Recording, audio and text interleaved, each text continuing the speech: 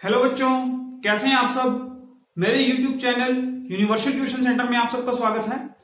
अभी तक हम कर रहे थे सीबीएसई द्वारा जो इशू किया है सैंपल पेपर मैथमेटिक्स का स्टैंडर्ड लेवल का, उसके हमने 16 क्वेश्चन कर लिए हैं। आज हम करेंगे क्वेश्चन नंबर 17। क्वेश्चन नंबर 17 जो है ये केस स्टडी टाइप का क्वेश्चन है। केस स्टडी में क्या होता है, आपको कुछ डाटा गिवन होता है, उस डाटा के बेस पे आपसे 4 या 5 क्वेश्चन पूछे जाते हैं। पैटर्न क्या है कि आपको टोटल 5 क्वेश्चन पूछे जाएंगे, आपको उसमें से कोई से 4 क्वेश्चन अटेम्प्ट करनी है। You have to attempt 4 question out of 5 questions. तो मैं आपको यहाँ पे 5 के 5 करवाऊंगा विद कंसेप्ट, ठीक है। आपको वो 5 के 5 ही तैयार करने हैं। एग्जाम में तो आप 4 ही अटेम्प्ट करेंगे, लेकिन जब अपनी प्रिपरेशन करेंगे तो आप ये फुल करेंगे, right. So we will do question number 17। A part में लिखा है, आपका एक डाटा गिवन है कि कोई आपके पास एक ग्लास पैनल है, उसका ये फ्रंट व्यू है, एक ऊपर टॉप व्यू भी दिया हुआ, आपके पास क्वेश्चन पेपर में होगा डायग्राम। तो मैंने जो रिक्वायर्ड डायग्राम है वही ड्रॉ किया है, ठीक है। मैंने सारा ड्रॉ नहीं किया इस पे, जो रिक्वायर्ड है वो ड्रॉ किया इस पे मैंने। और बाकी अगर आपको पूरी फिगर नहीं है, आपके पास क्वेश्चन पेपर नहीं है, तो आप मुझे कमेंट बॉक्स में लिखिए, मैं आपको ईमेल कर दूंगा, राइट। तो हमारे पास 17 का ए पार्ट है। Find the mid points of segments joining the point J 6,17, J के कोऑर्डिनेट्स गिवन है, एंड I 9,16। अब देखो जो पॉइंट J और I है ये आपका फ्रंट व्यू में नहीं है, ये आपका जो टॉप व्यू का डायग्राम है उसमें गिवन है, लेकिन हमें उससे फर्क नहीं पड़ता, क्योंकि हमें क्या फाइंड आउट करना है, हमें मिड पॉइंट फाइंड आउट करना है, और हमें 2 पॉइंट के कोऑर्डिनेट्स भी दिए हुए हैं, ठीक है। तो देखो कंसेप्ट क्या है इसमें, अगर आपके पास कोई एक लाइन है, मान लो ये पॉइंट है A, इसके कोऑर्डिनेट है x1, y1, राइट। ये पॉइंट है B, इसके कोऑर्डिनेट है x2, y2, ये कोऑर्डिनेट मान लो आपको गिवन है, और आपका मिड पॉइंट है C। मिड पॉइंट क्या है, C। मान लेते हैं उसके कोऑर्डिनेट x, y है। ये दो आपको गिवन है और ये आपको फाइंड आउट करना है, और ये भी गिवन है कि C जो है वो AB का मिड पॉइंट है। तो क्या होगा, if C is mid point of AB, अगर C जो है वो AB का मिड पॉइंट है, तो क्या होगा, ये मिड पॉइंट होने पर ही कंडीशन होगी। तो क्या होगा, जो x होगा, ये जो x है किसके इक्वल होगा, x1 plus x2, x1 plus x2 divide by 2। जो दोनों एंड्स के x कोऑर्डिनेट हैं उनका सम करके डिवाइड बाई 2 कर दो। सिमिलरली जो y कोऑर्डिनेट है ये कैसे फाइंड आउट होगा, y1 plus y2 divide by 2, y1 plus y2 divide by 2। तो इस तरह से जो मिड पॉइंट है उसके कोऑर्डिनेट हम फाइंड आउट कर सकते हैं, ठीक है। तो ये कंसेप्ट रहेगा इस क्वेश्चन में। अब क्वेश्चन देखिए क्या है, आपके पास ये पॉइंट है J, इसके कोऑर्डिनेट हैं 6,17, और एक कोऑर्डिनेट है I, मान लीजिए ये कोऑर्डिनेट है I, इसके कोऑर्डिनेट गिवन है 9,16, और आपसे क्या पूछा है, find the mid points of segments. Mid point पूछा है, मान लेते हैं इसका मिड पॉइंट है C, यू कैन से C, क्योंकि अगर हमें नहीं पता तो हम C इसको मेजर कर लेते हैं, और मान लेते हैं इसके कोऑर्डिनेट है x, y। हमने ज्यूम कर लिया कि इसके जो कोऑर्डिनेट है वो क्या होंगे, x, y। तो अब हमें ये गिवन है कि ये मिड पॉइंट है, C जो है वो J और I का मिड पॉइंट है। तो x जो होगा वो किसके इक्वल होगा, x जो होगा ये होगा आपके पास x1 कितना है, यहाँ पे देखो x1 यहाँ कितना है, 6 है, y1 कितना है, 17 है, x2 कितना है, 9 है, और y2 कितना है, 16 है, ठीक है। x1 y1 x2 y2, ठीक है। f का फॉर्मूला क्या है, x1 plus x2 divide by 2, x1 plus x2 divide by 2। तो x1 कितना है 6 प्लस x2 कितना 9 divide by 2 is equal to 15 by 2। x की कोऑर्डिनेट क्या है, 15 बाई 2। y पे चलते हैं, y क्या है, y1 plus y2 divide by 2। y1 कितना है 17, y2 कितना है 16 divide by 2। 17 plus 16 it is 33 divide by 2।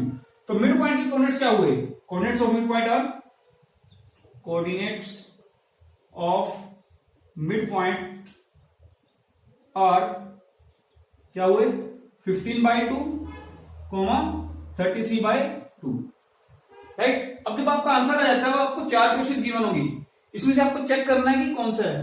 देखो इसमें x कोऑर्डिनेट कहां पे है, 15 बाई 2 ये, और y 33 बाई 2, मतलब हमारा आंसर 3 आ जाएगा। अब बच्चे इसमें कहां कंफ्यूज होंगे, बच्चे इसमें यहां फर्स्ट में कंफ्यूज होंगे, क्योंकि फर्स्ट में y जो है वो x की जगह लिखा हुआ है 33/2, ये पहले लिख दिया और 15/2 बाद में लिख दिया। तो आपको ध्यान से करना है कि जो पहला होता है वो x होता है, कोमा डाल के दूसरा नंबर y होता है, x की वैल्यू आपकी 15/2 है तो 15/2 पहले आएगा, 33/2 बाद में आएगा। आपका आंसर 3 होगा, आपका आंसर फर्स्ट नहीं होगा। ठीक है, so this is the solution of part A of question number 17। इसका आंसर कितना है? थर्ड। कंसेप्ट कौन सा लगा? This one. ठीक है, अब चलते हैं इसके पार्ट नंबर बी की तरफ। Please note it down. Hello students, अभी हमने क्वेश्चन नंबर 17 का ए पार्ट किया, अब करते हैं क्वेश्चन नंबर 17 का बी पार्ट। बी पार्ट में आपसे पूछा है the distance of point P from Y axis, ये आपका बी पार्ट है। यहाँ पे distance of point P from Y axis, ये आपका पी पॉइंट है, इसका वाई एक्सिस से डिस्टेंस फाइंड आउट करना है। तो देखो यहाँ पे ये आपका जो है, यहाँ पे ध्यान से देखना ग्राफ के अंदर, यहाँ पे आपका ओ लिखा होगा, ओ मीन्स ओरिजिन, ये आपका ओरिजिन है। इधर आपका कौन सा है? एक्स एक्सिस होगा और इधर कौन सा होगा आपका? Y axis. राइट, आप ग्राफ ध्यान से चेक करना, यहाँ पे ओ लिखा होगा, वो आपका ओरिजिन है, 0 0 होते हैं इसके कोऑर्डिनेट्स, 0,0। तो पी पॉइंट आपका यहां पर है। तो पहले आपने क्या करना है, आपको पी के कोऑर्डिनेट फाइंड आउट करने पड़ेंगे। राइट, कोऑर्डिनेट मतलब एक्स, वाई। तो देखो एक्स कितना होगा इसमें, एक्स कहां से फाइंड आउट करते हैं? ग्राफ पेपर में जैसे ये 0 लाइन है, 1 2 3 4, इस तरह से आपको काउंट करना है। ठीक है, इस तरह से आपको काउंट करना पड़ेगा, तभी आपके कोऑर्डिनेट मिलेंगे इसमें पी में। तो यहां से हम काउंट करते हैं 1 2 3 4, यहां से बनता है 4 आपका। और जब आप एक्स एक्सिस से डिस्टेंस चेक करते हो तो कितना बनेगा? 1 2 3 4 5 6 7 8, तो बनता है 8। तो पी के जो कोऑर्डिनेट बनते हैं यहां से, कोऑर्डिनेट्स ऑफ पॉइंट पी, ये आपके बनते हैं 4,8। राइट, 4,8। एक्स का कोऑर्डिनेट क्या होगा? 4, क्योंकि यहां से आपने काउंट किया 1 2 3 4, और वाई से 1 2 3 4 5 6 7 8, तो कोऑर्डिनेट कितने बने? 4,8। क्वेश्चन क्या है? क्वेश्चन आपसे distance of point P from Y axis. Y axis कौन सा आपका? ये आपका वाई एक्सिस है, इससे डिस्टेंस कितना है? डिस्टेंस कितना होगा यहां से काउंट कर लेते हैं, 1 2 3 4, तो कितना आया? 4। आपका आंसर कितना होगा? 4। तो फर्स्ट पार्ट होगा वो इसका आंसर आ जाएगा। तो आप लिखेंगे distance of point P from Y axis is 4।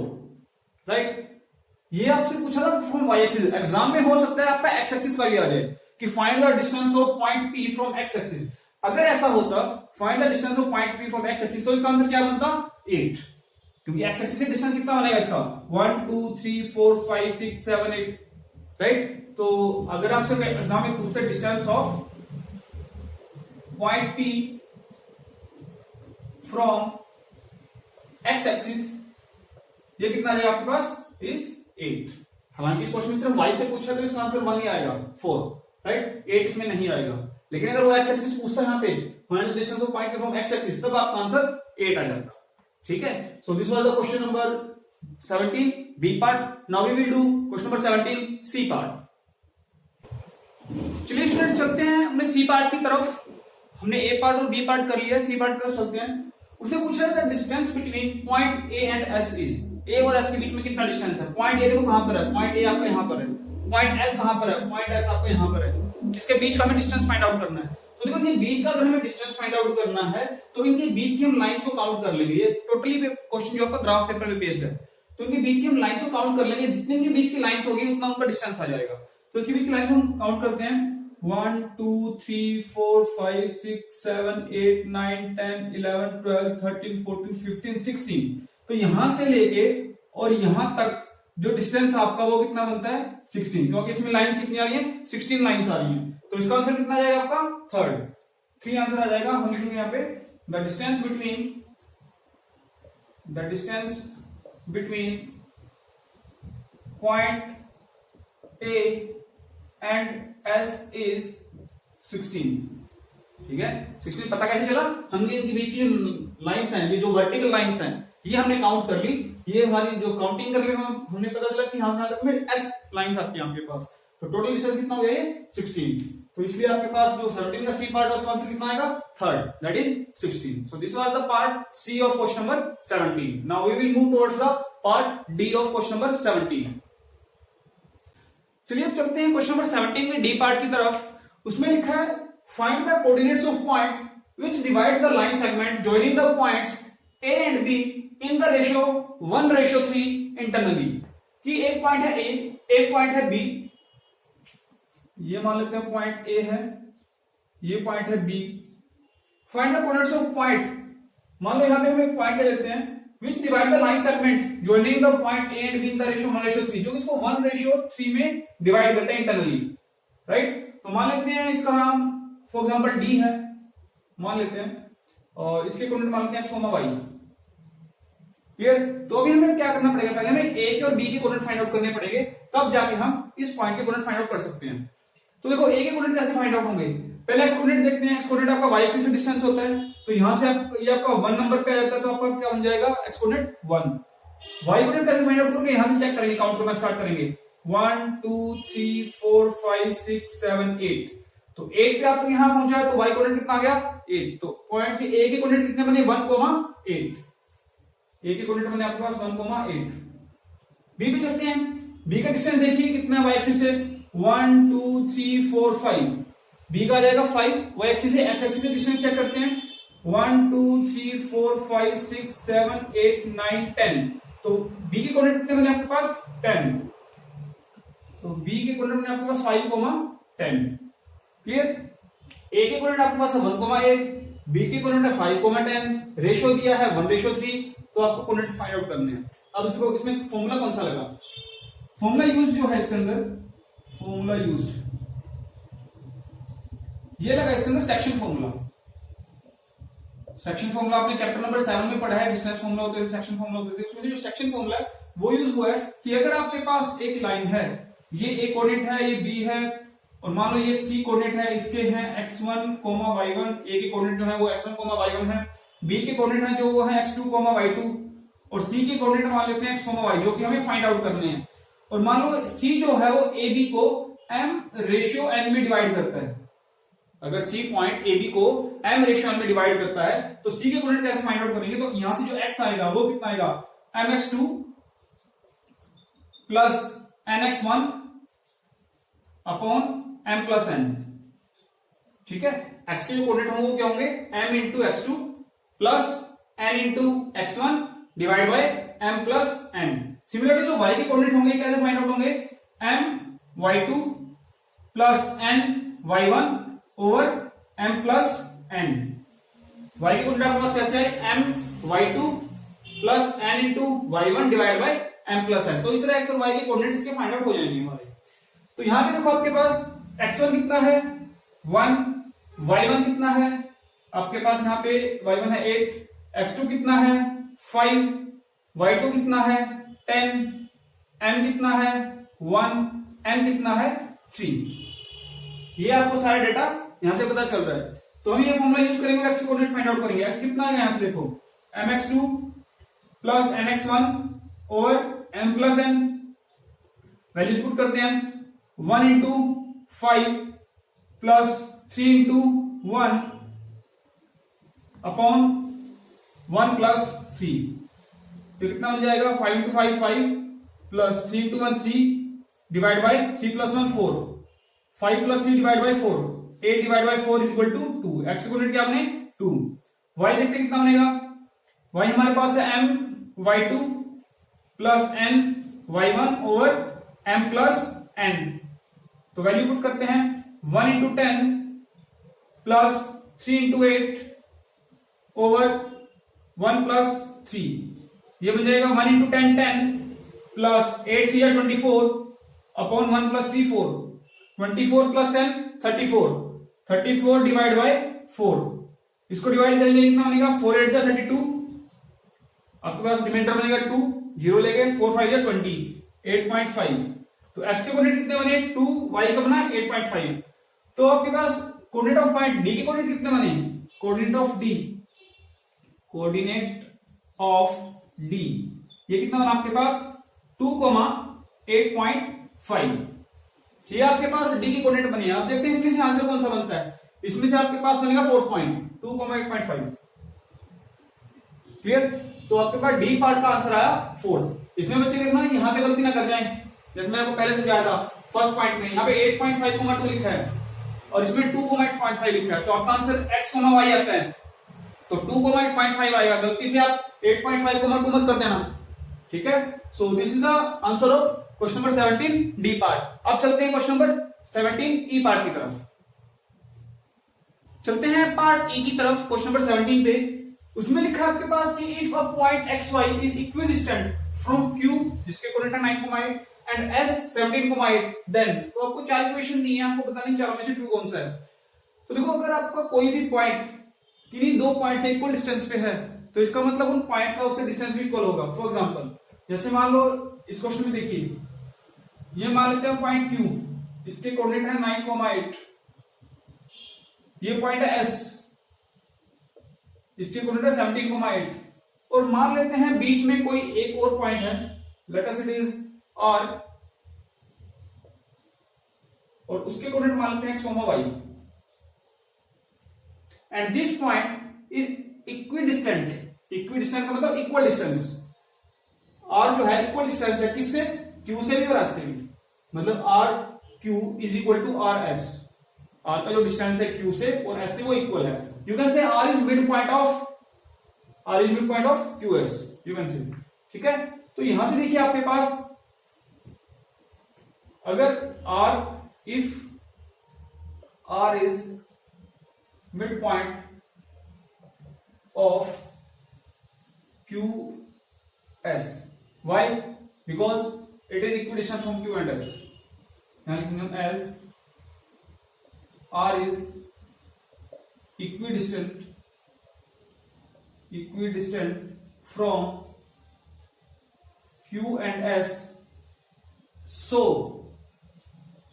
R is mid point of QS. R के S के मिड पॉइंट होगा। और आपको पता है, जैसे मैंने आपको फर्स्ट पार्ट पढ़ा था, अगर मिड पॉइंट होता है तो कोऑर्डिनेट क्या होते हैं, x1 plus x2 divide by 2, right. तो यहां से x कितना आएगा, देखो x1 plus x2 divide by 2 करके, x1 कितना है 9, y1 कितना है 8, x2 कितना है 17, y2 कितना है 8।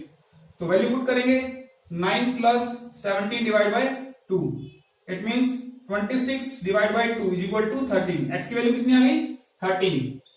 y चेक करते हैं, y is equal to y1 plus y2 divide by 2, मतलब 8 plus 8 by 2, 16 by 2 is equal to 8। X equal to कितना है आपके पास 13, वाई कितना बना 8, कोऑर्डिनेट आ गया आपके पास एक्स के और वाई के 13, 8।